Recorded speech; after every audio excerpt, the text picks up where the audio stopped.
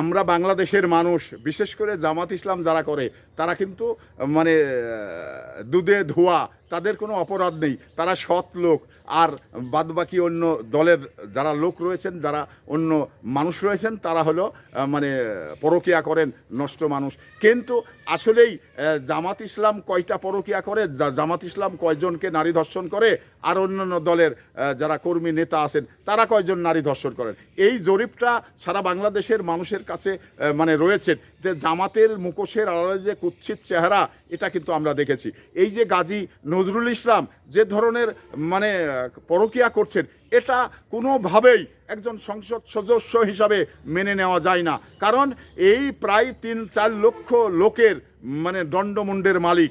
তো এই ধরনের একজন দণ্ডমুণ্ডের মালিক যখন হয়ে থাকে, তো তাহলে তার প্রতি মা বোনরা কীভাবে নিরাপদ, কিভাবে মানে নির্ভর করবে? তো একজন এমপি, সে মানে এলাকার উন্নয়নের জন্য মা, মেয়ে, বোন সবাই কিন্তু তার কাছে যান। তো এখানে তার কাছে গিয়েই তার চোখে যখন কোনো মেয়েকে ভালো লাগবে, তখন তো সে অফার দিবে, তখন তো সে ধর্ষণের জন্য চেষ্টা করবে। তো এই যে মানে জামাত ইসলাম যে নোংরামি এবং নোংরা, এটা তার প্রমাণ হয়েছে। তো এই ধরনের নোংরামি রাজনীতি, এই ধরনের পরকীয়ার রাজনীতি, এটা শুধু জামাত ইসলামের ভিতরেই বেশি, অন্য দলের ভিতরে নেই। কারণ অন্য দল যারা আপনার এই বাংলাদেশে জামাত ইসলাম ছাড়া অন্য কোনো রাজনৈতিক দল, তারা কিন্তু এই ধরনের মানে নারী ধর্ষণেও থাকেন না, পরকীয়াতেও থাকেন না। এবং মানে যদি 100 জন অন্য দলের সদস্য হয়, 2-1টি ঘটনা অন্য দলের কোনো সদস্য করে থাকে কিনা।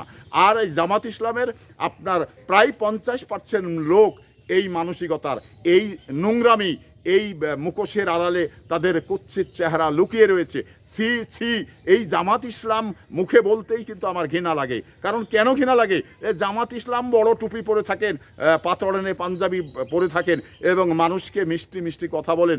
আসলেই তাদের ভিতরটাতে এত নোংরা, এত নর্দমার কীট, যেটা আসলেই জামাত ইসলাম মুখে বলতেই আমার ঘৃণা হয়। কারণ এই ধরনের মানুষ যে বাংলাদেশে নেতৃত্ব দিবে, এটা আসলেই মানে তাদের এই নেতৃত্ব থেকে মানে তাদের বিতাড়িত করা দরকার। কারণ তাদের নির্বাচনে পার্টিসিপেট করতে দেওয়া উচিত না। কারণ তাদের কাছে কি নারীরা নিরাপদ?